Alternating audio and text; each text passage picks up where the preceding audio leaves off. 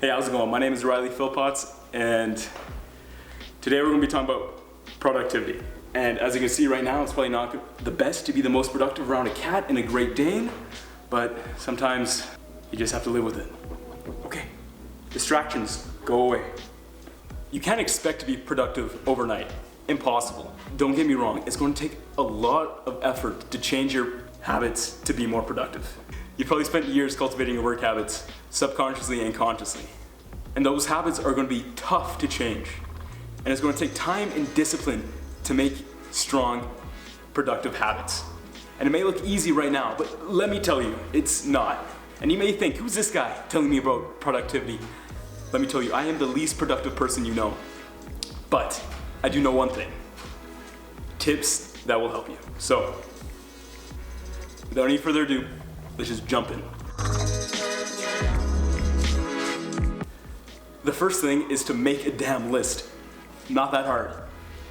Write things down that you need to do for the day and stick to it. People say how schedules are always restricting and prison-like, but that should be the furthest thing from the truth. And if you think that way, then you've been doing schedules wrong your whole life. You need to put stuff in your schedule that you actually want to do. Be that playing Among Us or catching up on Instagram. Set some time aside and do the things you actually want to do for the day. Number 2 is to focus on the most important tasks on your schedule that you just made. Most schedules have MITs, or most important tasks.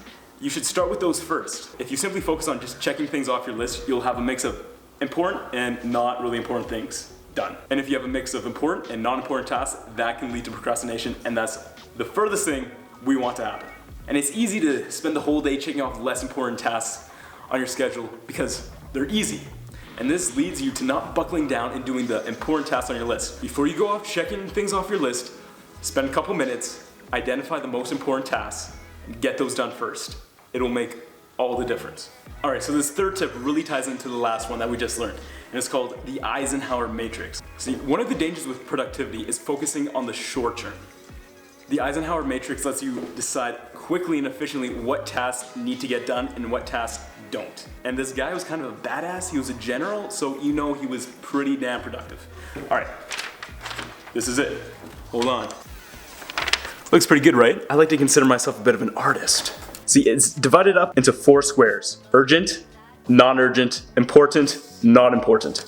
And the first square here is due. This is a must to get done. The one over here, you plan it out. This one down here, you delegate to someone else because you're too important for it. And this one right here is eliminate.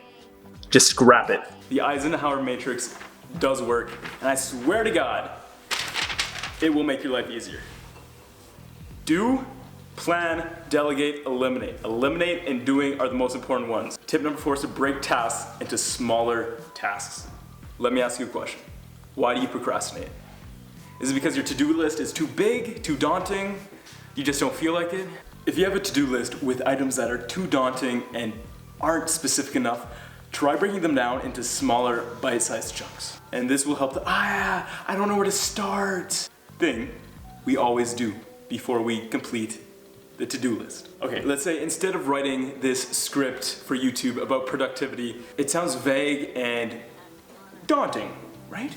Instead, we can break it up into smaller bite-sized chunks. Instead, we could read the top 10 Google results for productivity, brainstorm other methods to become productive, organize the ideas into an outline, go through bullet points one at a time to flesh out any inconsistencies or ideas that may fall flat. Your larger to-do list has become 6 smaller tasks. How awesome is that? And you don't even need to think where to start. You just pick one and run with it. And number 5, and this personally is my favorite one, you need to take breaks. It's essential. If you don't take breaks, you're going to burn out and you will become so much less productive.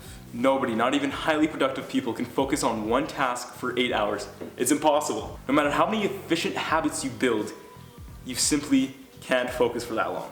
That's why taking breaks is so important. It gives your brain a break, and the research shows it. Even breaks that are a few minutes long can give you the chance to recharge and organize your thoughts to come up with new ideas. Don't take a break for the sake of taking a break. Be proactive about it. When you take breaks, it's important to make it deliberate and structured. The Pomodoro technique is 25 minutes of high productivity work and then followed with 5 minutes of a break. Sounds pretty awesome, but it works. Tip number 6 is work before you get motivated. And you're probably asking, Riley, what the hell does that even mean? Well, I'll tell you what it means. It means that you don't need to tackle everything at once. When you're having trouble getting motivated to do a task, you're probably looking at the massive scope of the project. That's intimidating and it's hard to get going faced with the enormity of the task. J.R. Tolkien tells writers, don't worry about inspiration or motivation. Just start writing in the smallest possible way. Even if you need to start by describing the shoes you're wearing or the weather outside, just getting words on the page is the first step. The same applies to work. If you feel overwhelmed or find yourself procrastinating a lot, you can start by doing something like breaking big tasks into smaller chunks. And here's a pretty important tip. Tip number 7 is do not multitask. I know it sounds counterintuitive, but the research shows that multitasking makes you less productive, simply because people are bad at it. The reason is that multitasking is actually misnamed. When you're multitasking, you really aren't doing 2 things at once. You're doing one thing and then shifting your focus to another thing, making you distracted. Every time you switch, you have to refocus on the task that you're doing. It takes a few minutes to get back up to speed with the task. And this switching cost makes multitasking so inefficient. Avoiding multitasking can be as simple as shutting off the tabs on your computer screen, turning off Snapchat, shutting down Instagram. And if you have to take a while to watch my YouTube video, that's completely fine, as long as you're getting your work done and being productive. Eliminating multitasking is one of the most productive habits you can develop. And the last tip is to fill the tank and recharge. Highly productive people spend time recharging. That means getting enough sleep every night, eating healthy, and exercising. If you aren't thinking straight, take a look at your personal habits. I know that for me personally, 7 to 8 hours of sleep just isn't enough for me. I personally need 9 or 10. And if I don't get that much sleep, I'm a moody and cranky person. You don't want to be around me when I don't get enough sleep. Just missing sleep for me affects my productivity for days. And I get nothing done during that time. Sleep, exercise, eat well, go outside, soak up the sun. Taking care of your healthy habits is crucial for your productivity habits to flourish. I hope you'll take away from some of those points we gave. Let me know down in the comments what tip was your favorite. Don't forget to like, comment, and subscribe. And let me know what topic you want me to cover next. That's it for me.